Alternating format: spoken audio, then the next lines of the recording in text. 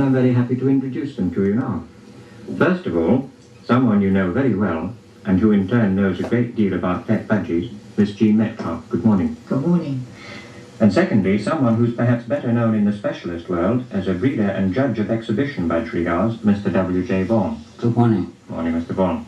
Well, now, what we did during our first session was to judge the recordings from the point of view of clearness of speech and quality of phrase, and by eliminating 9 of them, to leave ourselves with only 3 for final judging. Their owners are here now in the studio, looking as pleased as Punch and worried stiff at the same time. And I don't blame them for a moment, because that's exactly the way I'm feeling myself. My word, there's going to be some rare old gossip in the budgie world when this program's over. However, before coming to the 3 ultimate finalists, I'd like you to hear a short snippet only from 4 of the runners-up. Rex wants to go to Munich in the car. Rex wants to go to Munich in the car. Rex wants to chocolate biscuit. Pussycat, pussy, upset the red cow. Come on, good. We get to get loud. Polly, get loud. See, come on. That was Mickey Willits from Cradley in Staffordshire. And now here's Johnny Hunter from Cinderhood.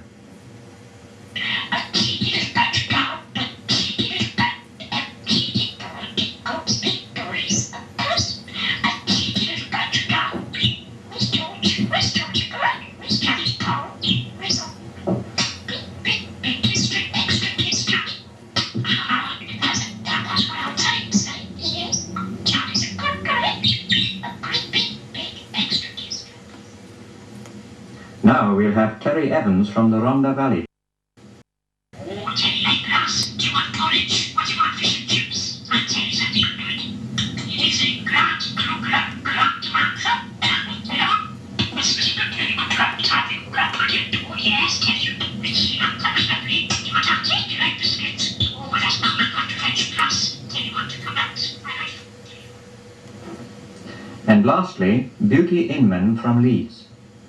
Mummy, little sweetheart, is like a little spring daffodil. He's beautiful, Mummy loves him. He's like a little spring daffodil. Yes. What did you, cheeky sparrow? Go away, cheeky sparrow. Oh, little sweetheart.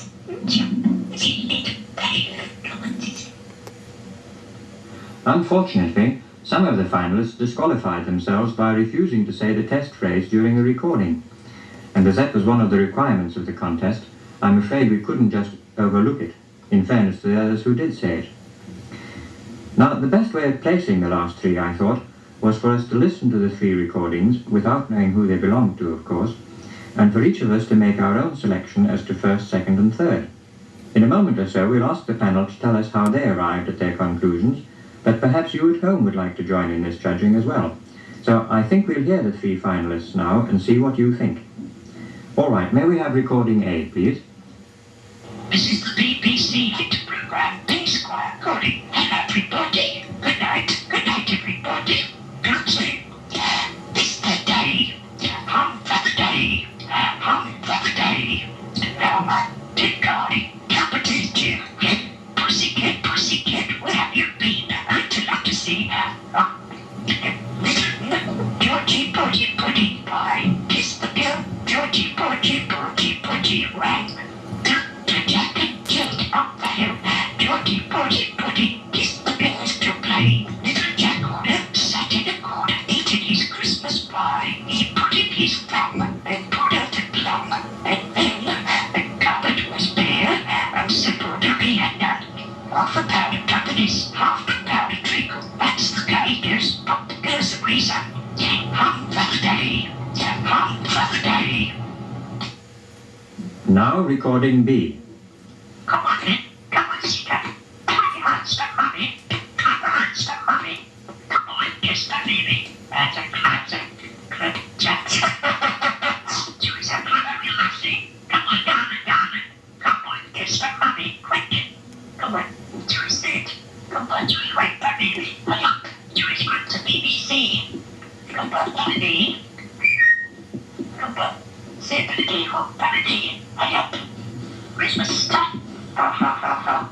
Dr. Craig was Dr. Pig. Dr. Carsten. Where is it? It's on. Got to see you. Yes. Ha. Kiss that buddy boy. See that. Mummy's stupid butt. There's the mummy's we think it was Jim.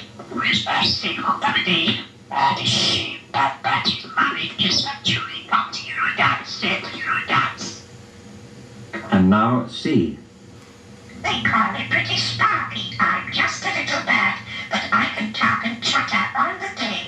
Nursery rhymes plainly can be heard. I'm a clever little budgie, aren't I, eh? Was that nice? Clever little bully. Jack and Jill went up the hill to fetch a pail of water. Jack fell down and broke his crown. Jill came tumbling after. There was a little spucky around the father's foot. The rain came down and washed the spucky out, and then the sun came out to dry all the rain, and the sun little spucky around at the spot again. Then we had a little lamb, its foot as black as soot, and everywhere that Mary went, sooty, footy, pot. Spucky said for BBC, how that day? Will you? Come on, there's a good boy. Sparky said for BBC. I'm just a great little mixed up kid.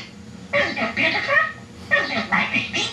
Come talk to your mama. Do you want to come out for a little bit? Wow, well, they certainly took some sorting out.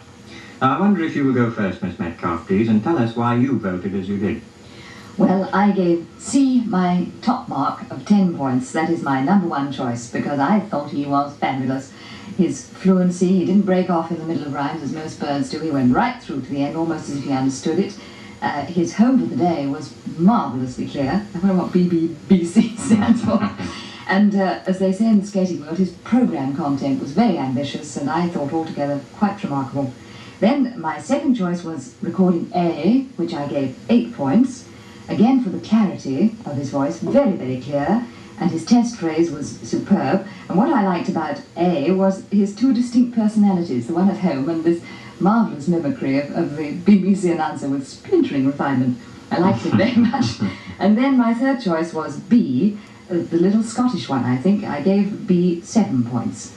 I thought the accent was very remarkable. It's so clever to imitate an accent and for us to understand it. His home for the D was very good, and I loved his laugh. I've gone for personality a lot, I think. So C, A, and B.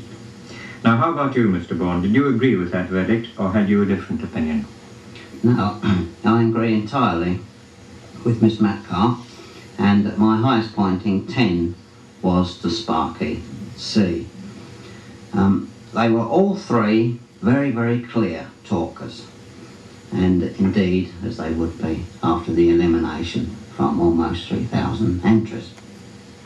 But it is easy to teach a young baby bird to talk a simple word such as his name. It's a little harder to teach him a phrase or a sentence, but to teach him a whole nursery rhyme is very difficult indeed, and it must test the patience of the owner, and the bird must be gifted with a wonderful memory. And for that reason, I think Sparky stands out. And therefore, number 1, Sparky, C. Number 2 was Billy, extremely clear and very good on nursery rhymes. Number 3 was B, and this was Joey, and I liked his laugh very much, and I had a vision of a haggis as I listened to him. Well, now, could you just tell us the points you gave to B and C there, Mr. Bourne? I gave 10 to C, 8 to A, and 7 to B. Well, I must say that made it fairly